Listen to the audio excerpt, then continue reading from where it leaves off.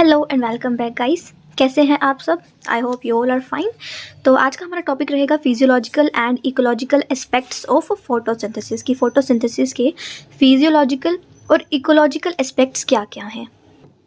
ठीक है, तो the impact of environment on photosynthesis is of interest to plant physiologist, ecologist and एग्रोनोमिस्ट।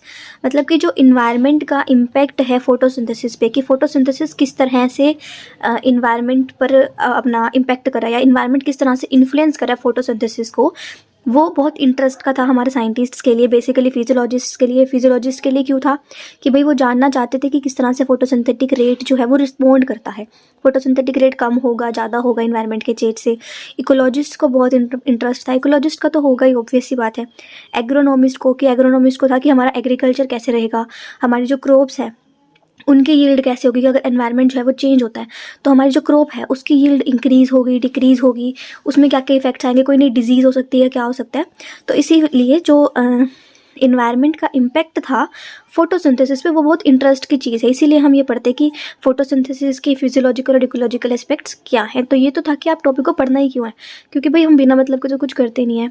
तो इसीलिए अब पढ़ रहे हैं तो क्यों पढ़े, क्या ज़रूरत पड़ी हमें पढ़ने की। तो इसीलिए ये जानना ज़रूरी है कि भाई पढ़ना क्यों है। ठीक है जी। So the impact of environment on photosynthesis is of interest to plant physiologist, ecologist and agronomist. अब आज के बच्चों को भी तो पता होना चाहिए ना कि क्या हो रहा है इन्वायरमेंट में, क्या नहीं हो रहा है। तो ठीक है, लाइट, लीव्स एंड फोटोसिंथेसिस, ये हमारा टॉपिक रहेगा इसमें फर्स्ट। तो इसमें हमें क्या पढ़ना है कि देखो लीफ की एनाटॉमी किस तरह से इन्फ्लुएंस करती है, कि लीफ की एनाटॉमी यानी कि लीफ की शेप, उसके अंदर जो जो पार्ट्स प्रेजेंट है वो, उसके अंदर का स्ट्रक्चर, इंटरनल स्ट्रक्चर। ठीक है, तो लीफ की एनाटॉमी किस तरह से इन्फ्लुएंस करती है फोटोसिंथेसिस को। तो only 5% of light energy of sun is used by leaf to form carbohydrates. मतलब कि अब आपको ये पता है कि प्लांट्स के लिए जो ओनली सोर्स है लाइट का, वो क्या है? सन। क्या है? सन। तो सन जो है वो ओनली सोर्स है लाइट का।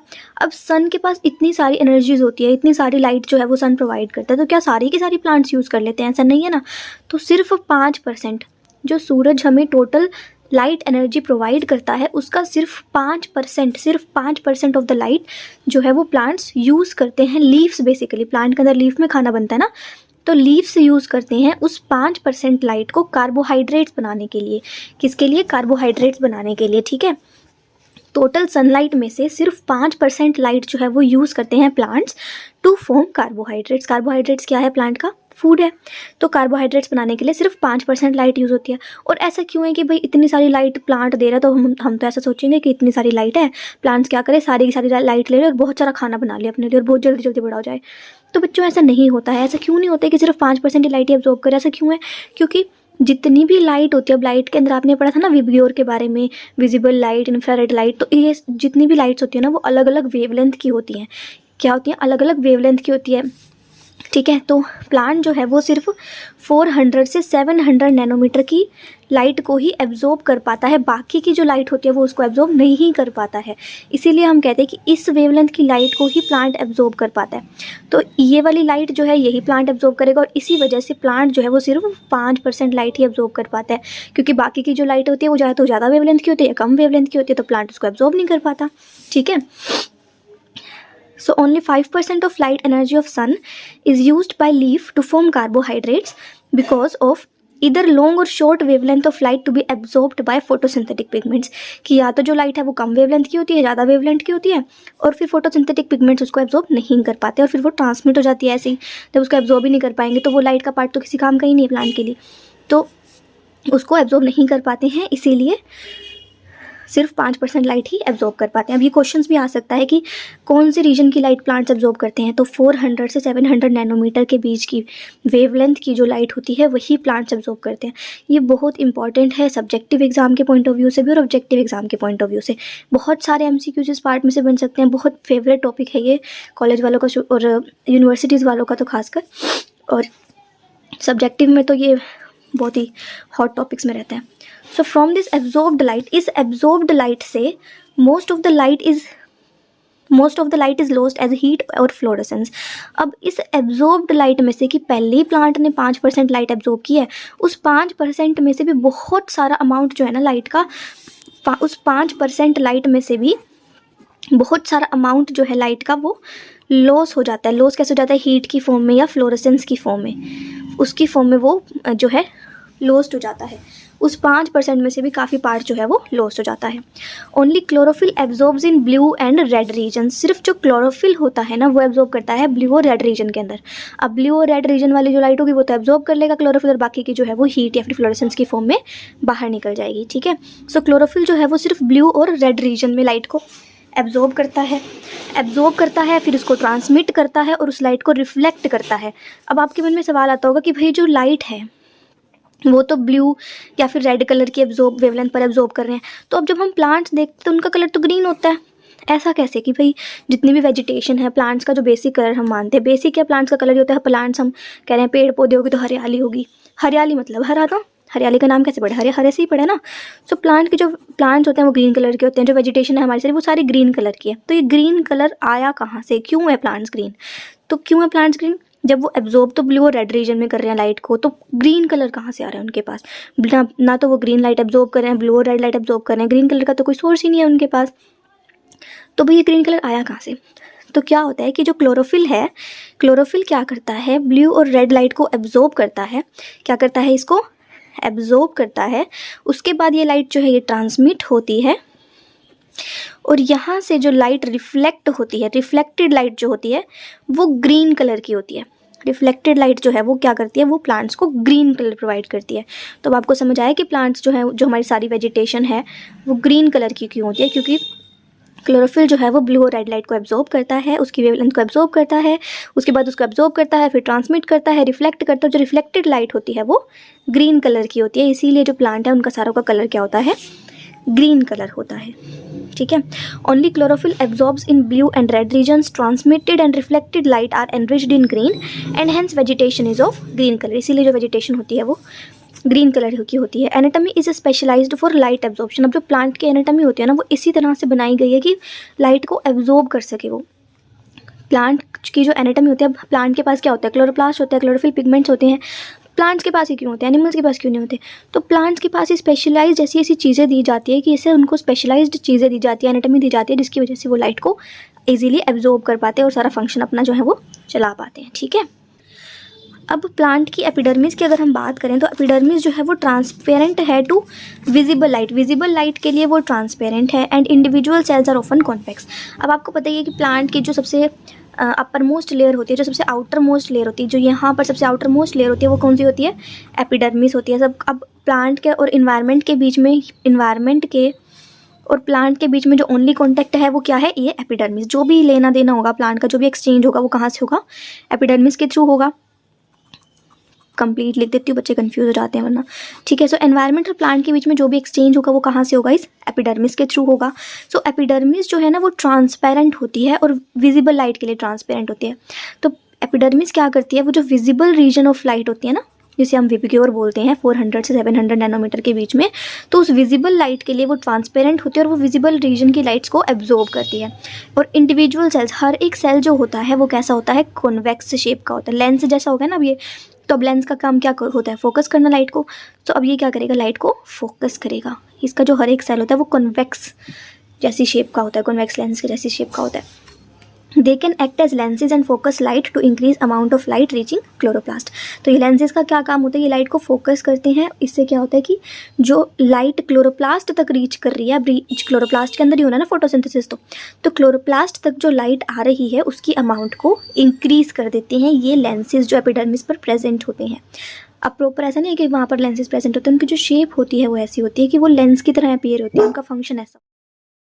ठीक है, तो इस तरह के जो सिस्टम है वो कहाँ ज़्यादातर देखने को मिलता है? हर्ब्स में और प्लांट्स में, जो कि फॉरेस्ट की अंडर स्टोरी पर ग्रो करते हैं या फिर जहाँ पर लाइट के लेवल्स कम होते हैं। अंडर स्टोरी क्या होता है? जैसे कि अगर आप कोई भी फॉरेस्ट के अंदर अगर आप देखोगे, कुछ ट्रीज़ जो हैं वो बहुत बड़े होते हैं।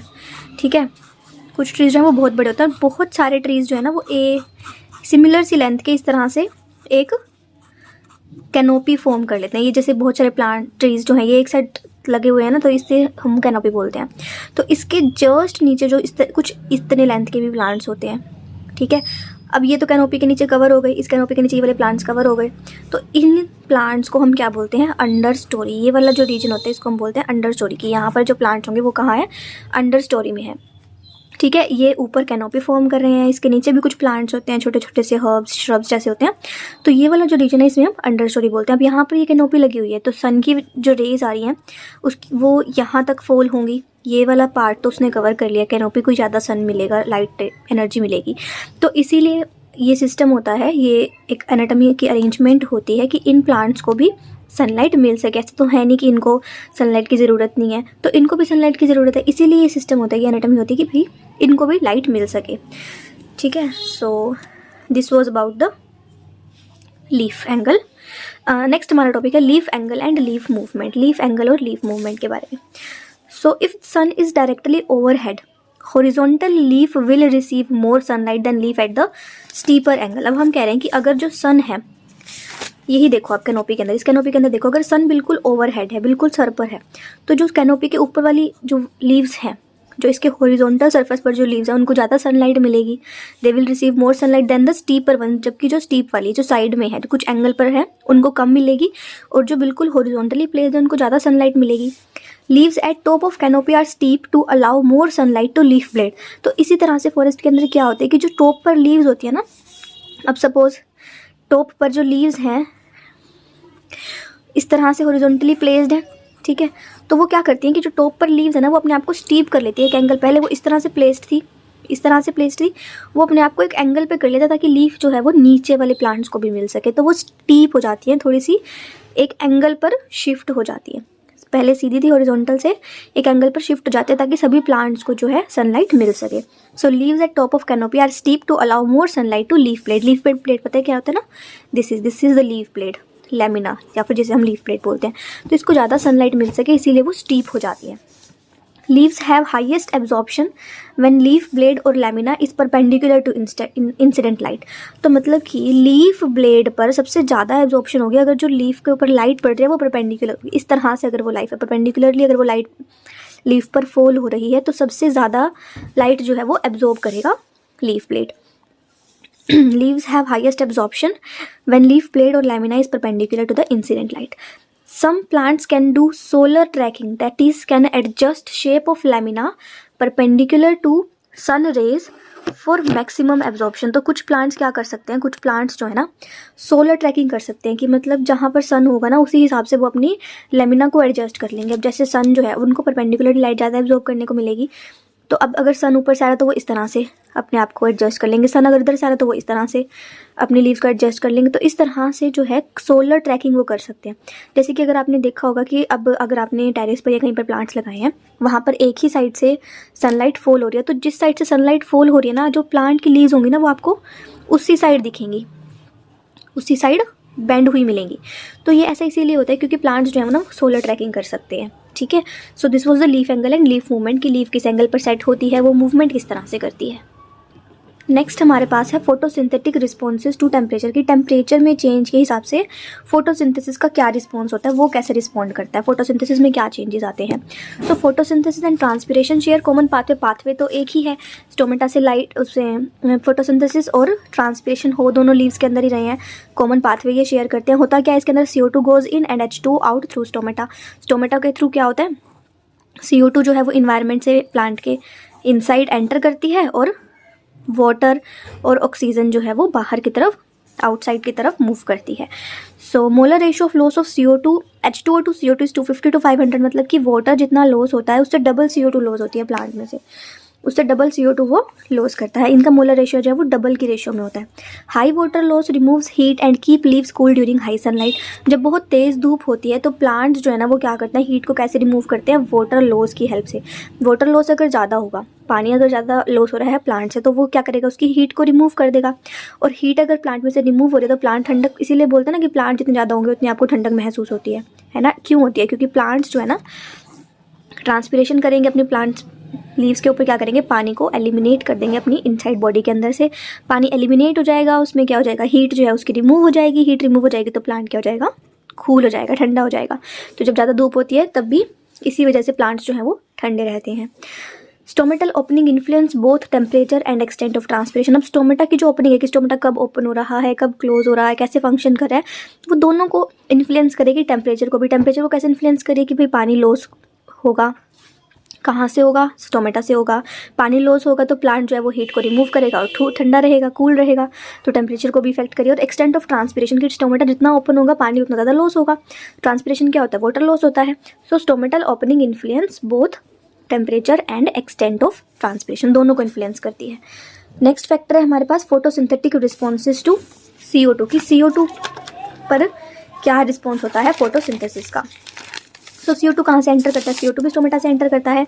सो CO2 enters from atmosphere into stomata, then enter into intercellular spaces through which it enters into cells and chloroplast. तो लीफ की एपिडर्मिस के ऊपर क्या प्रेजेंट है, स्टोमेटा प्रेजेंट है। वहाँ से क्या होगा, ये CO2 जो है वो प्लांट की बॉडी में एंटर करेगा एपिडर्मिस से। उसके बाद कहाँ जाएगा, ये जो बीच बीच में स्पेसिस प्रेजेंट है इंटरसेल्युलर स्पेसीज में ये एंटर करेगा।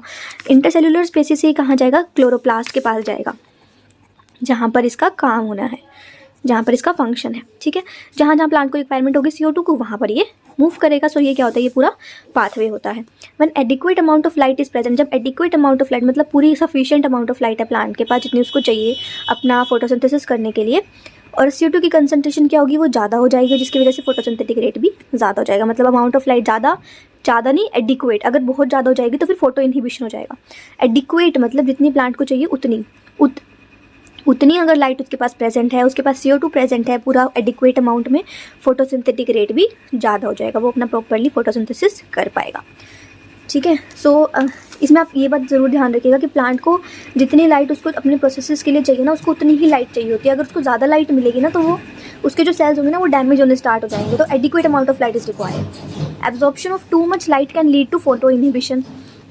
यही बात मैं अभी बोल रही थी ना आपको कि एब्जॉर्प्शन हो जाएगी अगर ज़्यादा लाइट की, तो उसकी वजह से फोटो इनहिबिशन हो जाएगा। फोटो इनहिबिशन, फोटो मतलब कि लाइट, और इनहिबिशन मतलब कि हम इनहिबिट करें, तो लाइट जो है वो इनहिबिट हो जाएगी। और लाइट अगर इनहिबिट हो जाएगी तो जो हमारे फोटो सिस्टम्स होते हैं वो इनएक्टिवेट हो जाएंगे, डीएक्टिवेट हो जाएंगे और डैमेज हो जाएंगे। PS2 और PS1 के बारे में तो आपने पढ़ा ही होगा ना, इस पर मैंने सेपरेट वीडियो भी बनाई है फोटो सिस्टम्स के बारे में। फोटो सिस्टम 1 और फोटो सिस्टम 2 क्या होते हैं, कैसे फॉर्म करते हैं, फंक्शंस वगैरह। उस वीडियो का मैं लिंक दे दूँगी आपको आई बटन में, वहाँ से आप चेकआउट कर सकते हो उसको। सो अगर ज़्यादा लाइट एब्जॉर्ब कर लेगा तो फोटो इनहिबिशन हो जाएगा, और फोटो इनहिबिशन हो जाएगा तो फिर प्लांट जो है वो अपनी फंक्शनिंग नहीं कर पाएगा। Chloroplast also change position according to sunlight. अब जो क्लोरोप्लास्ट के जो सेल्स होते हैं ना वो भी सनलाइट के हिसाब से अपनी पोजीशन को चेंज करते रहते हैं। ऐसा नहीं है कि अब हमने कहा कि स्पेशलाइज एनाटॉमी है लीफ के पास, अपने हिसाब से सोलर ट्रैकिंग भी वो कर सकता है। तो प्लांट क्या करता है, उसके जो क्लोरोप्लास्ट होता है ना उनकी भी वो जो शेप होती है, उनकी जो पोजीशन होती है वो इसी तरह से एडजस्ट कर लेता है कि वो उसको मैक्सिमम सनलाइट जो है वो मिले और वो अपना फोटोसिंथेसिस का प्रोसेस कर सके। ठीक है, तो ये हमारा पूरा वीडियो था फिजियोलॉजिकल और इकोलॉजिकल एस्पेक्ट्स फोटोसिंथेसिस के, जिसमें हमने कवर किया लीफ एनाटॉमी के बारे में, लीफ की एंगल, लीफ की मूवमेंट के बारे में, टेम्परेचर और CO2 के लिए फोटोसिंथेसिस का क्या रिस्पॉन्सेज होता है, फोटोसिंथेसिस का क्या रिस्पॉन्स होता है टेम्परेचर और CO2 के लिए, ये सब हमने कवर किया। तो ये टॉपिक हमने पूरा इस वीडियो में कवर कर दिया है। आई होप आपको सब समझ आ गया होगा, but still if you have any doubts you can ask me in the comment section. Thanks for watching.